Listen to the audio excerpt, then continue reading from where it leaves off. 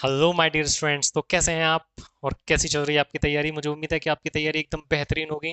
तो आज हम इस पार्ट एट एट में और किसके 200 most repeated one word substitutions के पार्ट 8 में एक बार फिर से साथ हैं और अपने टाइम को वेस्ट नहीं करेंगे। और ये जो 200 मोस्ट रिपीटेड सीरीज है, इसमें जितने भी या तो इडियम्स या फ्रेजेस हैं या फिर वन वर्ड्स हैं, ये बहुत ही ज़्यादा इंपॉर्टेंट हैं।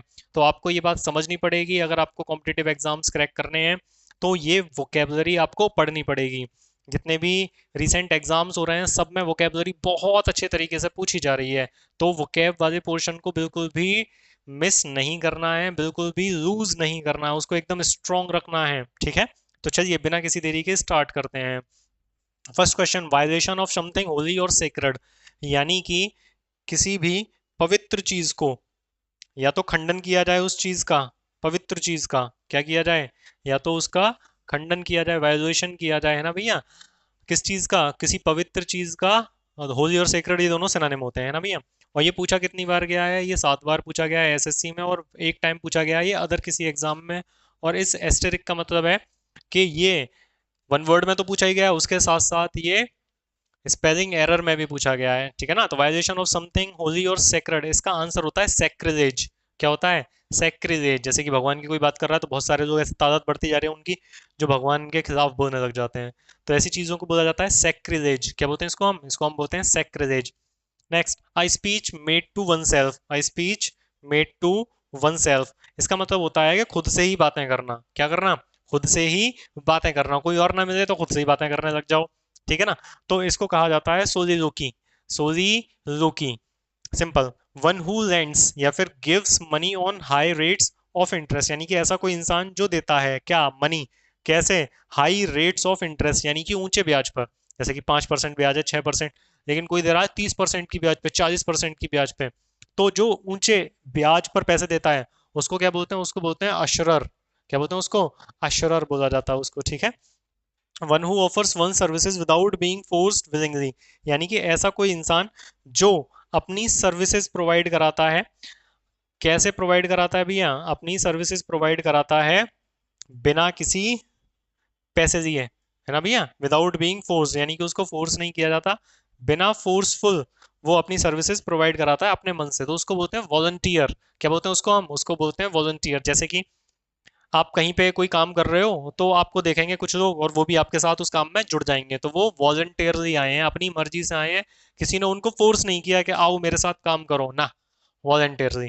ठीक है ना? सफाई अभियान में बहुत सारे लोग जाते जाते हैं इस तरीके से, वॉलंटियरली। हाँ जी भैया। चलो नेक्स्ट पढ़ते हैं हम इसको।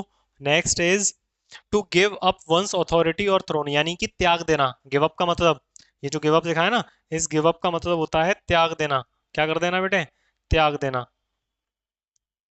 ये जो गिव अप लिखा हुआ है, इस गिव अप का मतलब होता है त्याग देना। और क्या त्याग देना? अपनी जिम्मेदारी त्याग देना, या फिर अपना जो सिंहासन है उसको त्याग देना। तो इसको बोलते हैं एब्डिकेट। क्या बोलते हैं इसको? हम इसको बोलते हैं हम एब्डिकेट, यानी कि अपना सिंहासन, अपनी जिम्मेदारी छोड़ देना, तो वो क्या जाता है? Abdicate. So simple. Next. Next is next is very easy.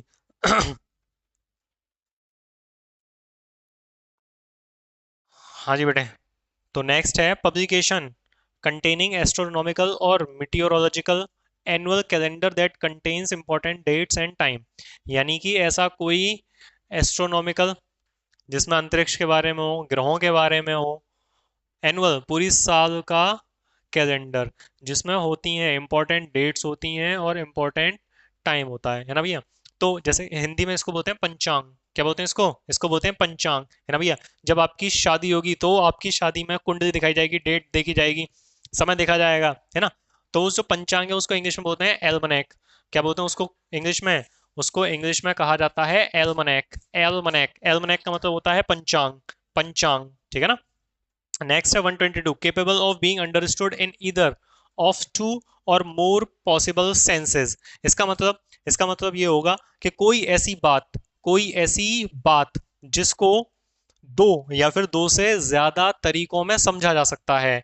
ऐसी कोई बात जिसको दो या दो से ज्यादा तरीकों में समझा जा सकता है उसको बोला जाता है एम्बिगुअस। जैसे कि कोई इंसान आपसे कोई बात कहे लेकिन उस बात के दो मतलब हो।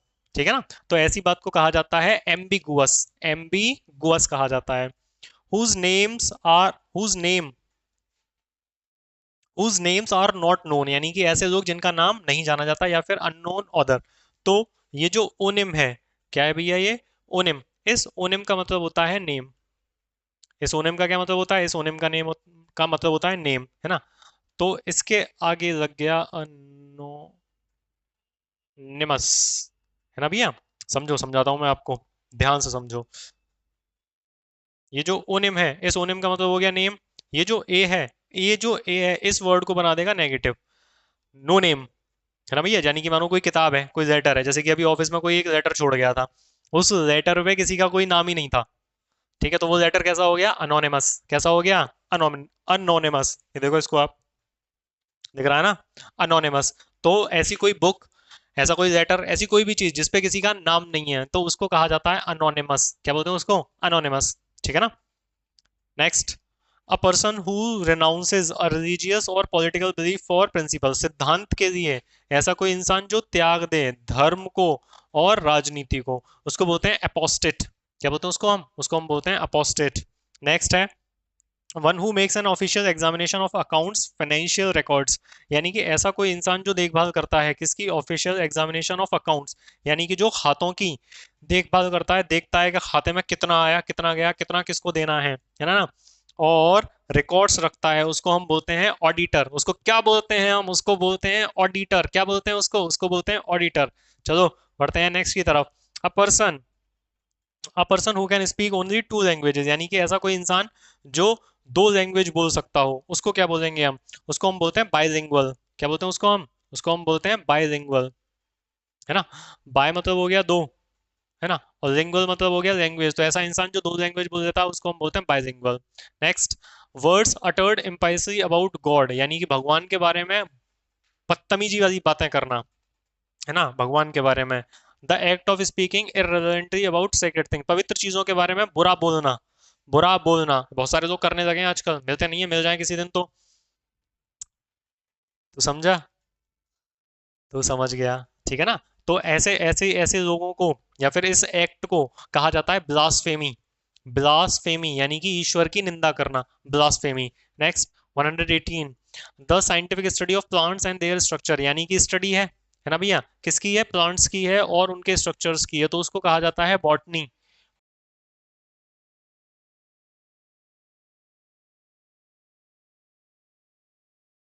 Next, an arrangement of flowers that is usually given as present, जो मैं लाया तेरे लिए बुके, बुके जो होता है, बुके, ये बुके के बारे में पूछ रहा है। Arrangements of flowers that is usually given as present, यानी कि जो तोहफे में दिया जाता है, बादशाह तोहफा कबूल करो, है ना भैया। तो जो तोहफा दिया जाता है फूलों का सजा के, तो उसको बोलते हैं बुके। क्या बोलते हैं उसको हम बोलते हैं bouquet. Next, a person that work with, यानी कि ऐसा कोई इंसान जो साथ काम करता है, at the same place, same जगह पे, सेम प्रोफेशन में और बिजनेस में, ठीक है ना। तो ऐसे इंसान को बोलते हैं कलीग। क्या बोलते हैं उसको हम, कलीग या फिर कलीग बोलते हैं, ठीक है ना। कलीग कौन होता है, जो हमारे साथ काम करता है, जो हमारे साथ काम करता है ऑफिस में, बिल्डिंग में, उसको हम कलीग बोलते हैं। तो अगर आप इनको अच्छे से पढ़ो तो ये बहुत ही ज्यादा इजी है। वन वर्ड सब्स्टिट्यूशन, इडियम्स और फ्रेजेस के 10 पार्ट पूरे हो गए हैं। अब ये वन वर्ड के 8 पार्ट कंप्लीट हो गए, 9 और 10 बहुत जल्दी आ जाएंगे। तो ऐसे ही द इंग्लिश अल्फा के साथ में इंग्लिश सीखते रहिए, लेकिन हिंदी से हमेशा जुड़े रहिए। Thank you so much.